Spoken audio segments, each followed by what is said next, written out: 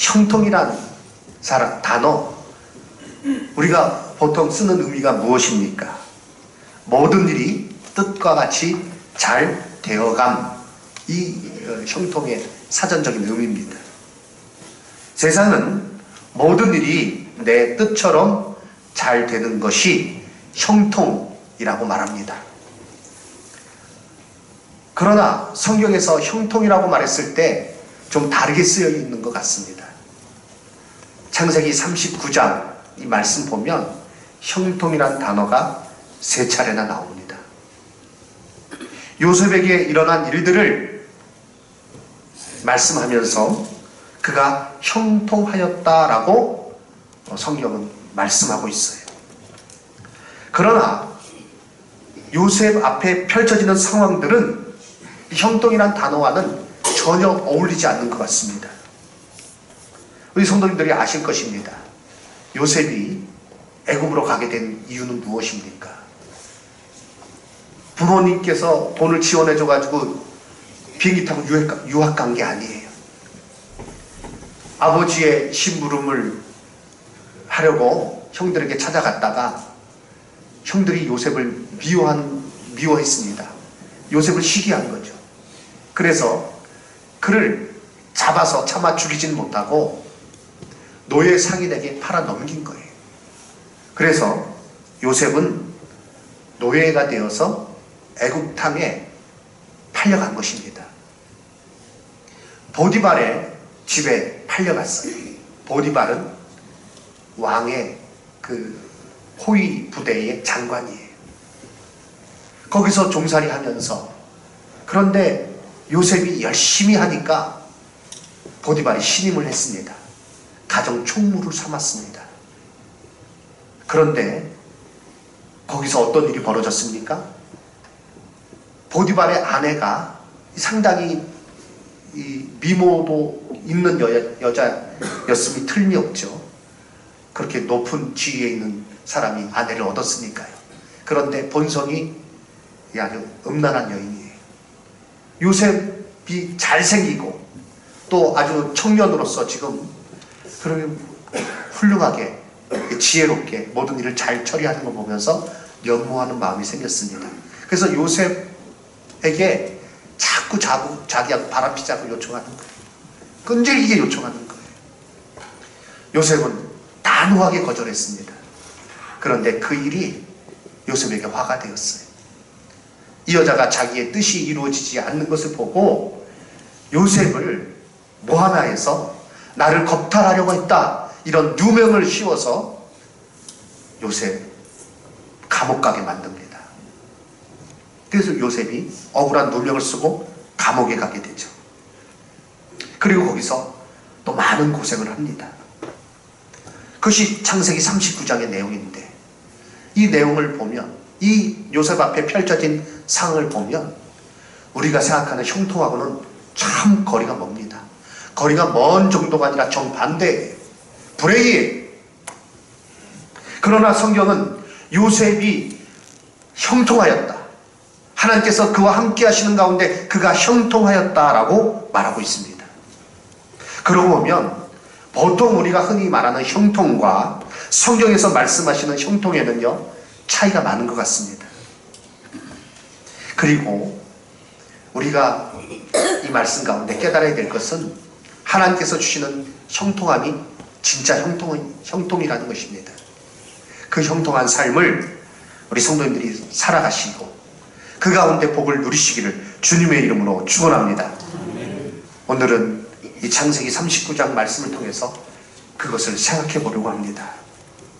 첫 번째, 하나님께서 함께 하심이 형통인 것입니다.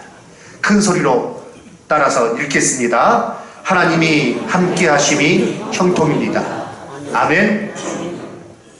아멘 하셔야 돼요. 하나님께서 함께 하심이 형통입니다. 본문 말씀 창세기 39장 2절, 3절, 23절 요셉이 형통하였다라고 말씀하시는데 그 말씀하는 구절에 꼭 앞에 붙는 것이 있어요. 2절을 다 같이 큰 소리로 읽어볼까요?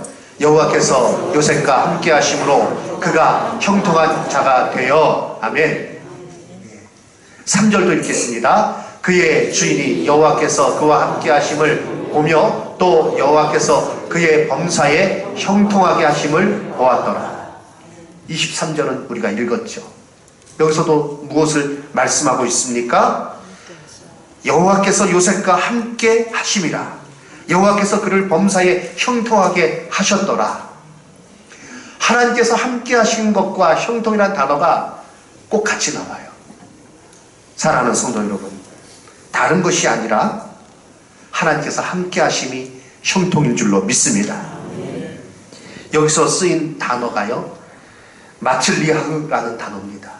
이 단어의 뜻은 아무런 장애 없이 돌진해 나가는 것처럼 급속도로 상황이 좋아지는 상태를 가르칩니다. 그런데 요셉의 상황은 점점 꼬이는 것처럼 보입니다. 그러므로 우리가 생각할 수 있는 것은 요셉의 형통함의 주체는 요셉이 아니라 하나님이라는 것입니다. 요셉의 입장에서 봤을 때는 일이 꼬일 대로 꼬이는 것 같지만 하나님께서는 그 일을 지금 거침없이 진행시켜 나가고 계시고, 이로 인해서 요셉에 대해서 형통하였더라 라고 말씀하고 있는 것입니다. 우리가 복을 구하거나 형통한 삶을 원할 때에, 추구할 때에 기억해야 될 것은 그 모든 근원이 하나님이시라는 사실입니다. 하나님을 떠나서 복을 생각하지 마십시오. 하나님을 떠나서 형통한 삶을 논의해서는 안 된다는 것입니다. 하나님께서 함께 하심이 복이고 하나님께 가까이 함이 내게 복이고 형통함인 줄로 믿습니다. 시편 128편 1절과 2절에서도 분명히 말씀하고 있습니다. 함께 읽겠습니다. 여호와를 경외하며 그의 길을 걷는 자마다 복이 있도다. 내가 내 손이 수고한 대로 먹을 것이라. 내가 복되고 형통하리로다. 아멘. 그러므로 우리가 살아갈 때에 지금 내가 형통의 길을 걷고 있는지 아닌지는요, 나의 사업과 나의 수입에 따른 것을 가지고 그것을 기준으로 삼고 내가 지금 형통한 길을 걷고 있는지 아닌지를 판단하면 안 되는 것입니다.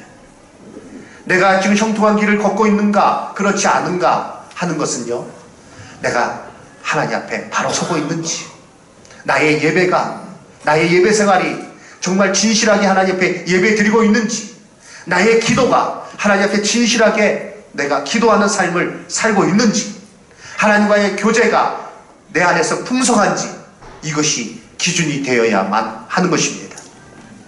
내 사업은 잘 됩니다. 내가 계획하는 일들은 잘 풀려져 나갑니다. 그런데 하나님과의 관계는 소원해집니다. 예배는 사라지고요, 기도도 안 나오고요, 찬송도 없고요, 말씀 묵상하는 것도 없습니다. 그러면 나는 지금 형통의 길에서 벗어나고 있는 거예요. 내 사업은 어렵습니다. 몸은 아픕니다.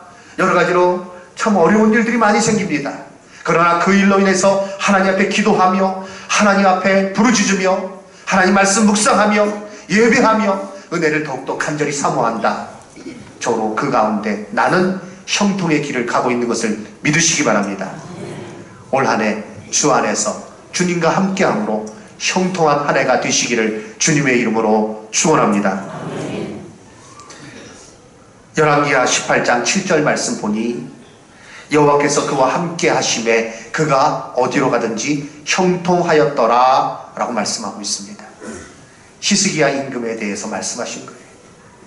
여호와께서 함께 하심에 그가 어디로 가든지 형통하였더라.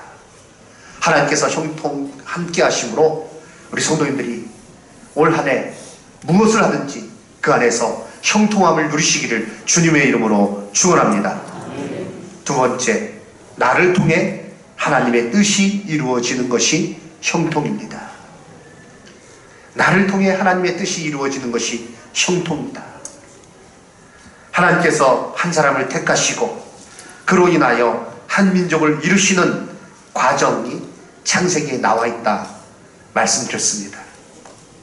요셉의 이 기사는요, 그 큰 민족을 이루는 과정에 있어서 어떻게 하나님께서 그 요셉을 사용하셨는지를 보여주고 있습니다. 아브라함 택하시고 아브라함 통해서 이삭, 그리고 이삭을 통해서 12아들, 그 중에서 요셉이요 그 큰 민족을 이루는데 귀하게 쓰임받는 것을 보게 됩니다. 요셉을 하나님께서 먼저 애굽 땅으로 보내신 거예요. 그리고 애굽 땅에서 총리가 되게 하셨어요. 그런데 그 과정에는 참 어려운 일들이 많았었죠. 그러나 하나님의 뜻이 요셉을 통해서 이루어지고 있는 것을 우리는 창세기 39장을 통해서 보게 됩니다. 그것입니다. 참으로 중요한 것은 하나님의 뜻이 나를 통해서 이루어지는 것입니다. 우리의 좁은 시각으로는 그저 요셉이 아버지 집에서 잘 먹고 잘 살았다, 금수저로 다이아몬드 수저로 그렇게 유산도 이어받고 그래서 편안하게 잘 살았다, 이게 형통 아닌가 이렇게 생각할 것입니다. 요즘 젊은이들이 그런 말을 한다 그러죠. 조물주 위에 건물주. 이게 웬 막말인지 모르겠습니다. 적은 그런 건물을 유산으로 이어받아서 한 달에 고정적으로 월세 수입 1,000만원, 2,000만원 들어오고, 그래서 그것을 가지고 자기가 사고 싶은 거 사고, 입고 싶은 거 입고, 타고 싶은 자동차 타고 다니고, 그리고 여행도 해외로 한 달에 한 번씩 가서 여행 가면서 인스타그램에 다 멋있는 사진 촉촉촉촉 올리면 아이들이 야, 저 인생은 퍼펙트하다, 저건 최고의 삶이 아니겠느냐 이렇게 말한다는 거예요. 그렇습니까? 정말 그런가요? 우리가 속는 거예요. 사랑하는 성도 여러분, 하나님께서 우리를 구원하실 때에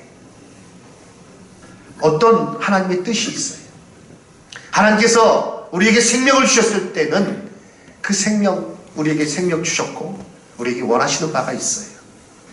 나를 통해서 하나님의 영광이 드러나고, 나를 통해서 하나님의 나라가 건설되고, 나를 통해서 하나님의 사랑과 그 놀라운 은혜가 다른 사람에게 전파되어질 때 우리는 제대로 살고 있는 것입니다. 하나님의 뜻을 이루는 삶이 바로 복되고 형통한 삶인 줄로 믿습니다. 내가 이 땅에서 부귀영화 누리고 내가 남보다 더 좋은 것을 누리면서 그걸 자랑하면서 살아가는 삶이, 그것이 형통한 삶이 아니에요. 그렇게 살았을 때, 하나님 앞에 섰을 때는요, 책망받을 수밖에 없어요. 내가 너한테 그렇게 많은 물질 주었다, 내가 너한테 그렇게 많은 시간을 주었다, 내가 너한테 그런 좋은 여건들을 주었는데 넌 그거 가지고 뭐 했니? 라고 물을 때, 해외 여행 다니면서 멋진 사진 찍어서 인스타그램에 올렸습니다, 자랑질했습니다.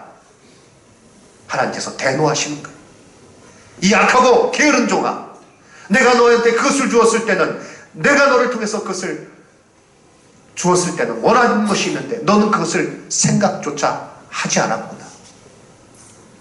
한 달란트 받은 종이나 한 문화를 받은 종과 똑같이 되는 거예요.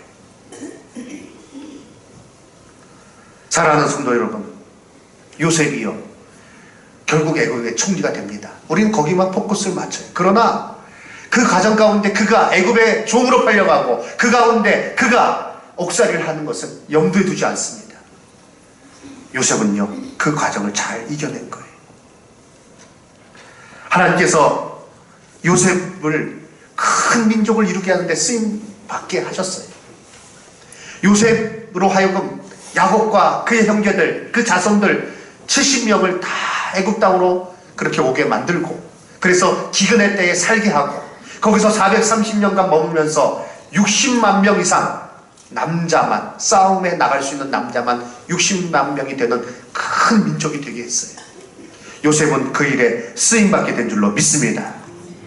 하나님의 일에 쓰임받는 것, 나를 통해서 내 뜻이 아니라 하나님의 뜻이 이루어지는 것이 형통인 줄로 믿습니다. 예수님은 이것을 위해서 우리에게 기도를 가르쳐 주셨어요. 마태복음 6장 10절 말씀, 우리 다 같이 말씀을 크게 읽도록 하겠습니다. 나라가 임하옵시며 뜻이 하늘에서 이루어진 것 같이 땅에서도 이루어지이다. 뜻이 하늘에서 이루어진 것 같이 이 땅에서 나를 통해서 주의 뜻이 이루어지기를 바랍니다. 바로 이것이 형통한 삶인 줄로 믿습니다. 이 땅에서 아무리 많은 것을 누리고 좋은 것을 그가 취하고 떵떵거리며 산다 할지라도 하나님의 뜻 관심 없다. 그의 삶은 형통한 삶이 아니라 불행한 삶이요. 이 땅에서는 어렵고 힘든 일이 내게 있었지만 그러나 그 가운데 하나님의 뜻을 내가 따라서 하나님께 영광을 돌리며 힘써 하루하루 살아갔다. 그는요 형통한 삶이 되는 것이요 궁극적으로 하나님께서 주신 놀라운 은혜 가운데 서게 될 줄로 믿습니다. 우리가 가야 될 형통한 길은 바로 하나님의 뜻 안에서의 형통인 것입니다. 그러한 형통이 2019년도에 우리 성도님들의 삶 가운데 있기를 주님의 이름으로 축원합니다.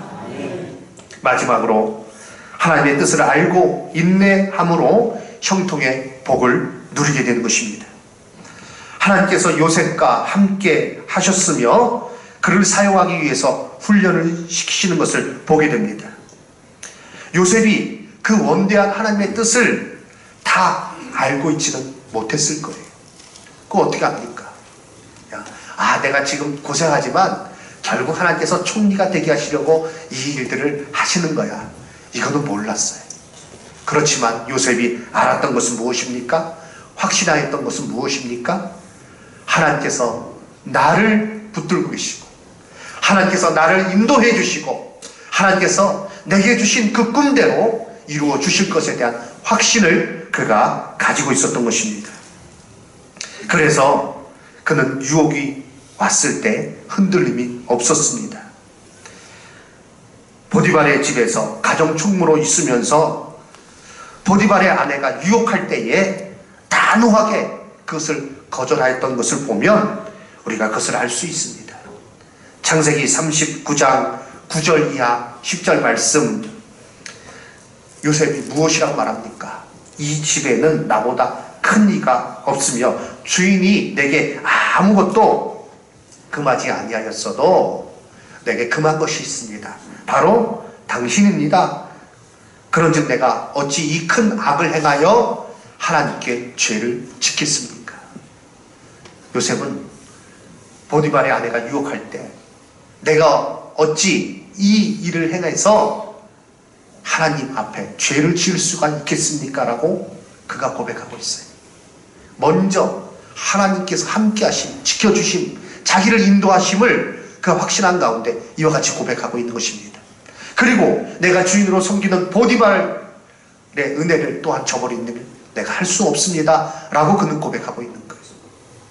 하나님의 인도하심, 하나님의 그 선하신 뜻이 자기에게 있는 것을 알고 어떻게 될지는 모르지만 지금 상황이 굉장히 어렵고 힘든 일이지만 그러나 하나님 앞에 그가 서는 것, 하나님의 뜻 가운데 서는 것, 그것에 반대되는 것을 단호하게 거절해버리는 것입니다. 10절 말씀 보니 여인이 날마다 요셉에게 청하였다. 한번 거절당했으면 좀 부끄러운 줄 알고 잠잠히 있어야지. 어떻게 그 주체 못하고 계속 요셉한테 이렇게 자기하고 바람피자고 그렇게 얘기를 합니까? 사단의 유혹이 그래요. 사랑하는 성도 여러분, 우리가 사단의 유혹이 올 때 다 거절합니다. 그러면 그 다음부터는 유혹이 없어야 되잖아요. 그런데 또 끊임없이 유혹하고 끊임없이 유혹하고 우리가 세상 살아가면서 이런 유혹을 참 많이 받습니다. 우리는 그때마다 요셉이 고백했던 것과 같은 고백으로 물리쳐야 돼요.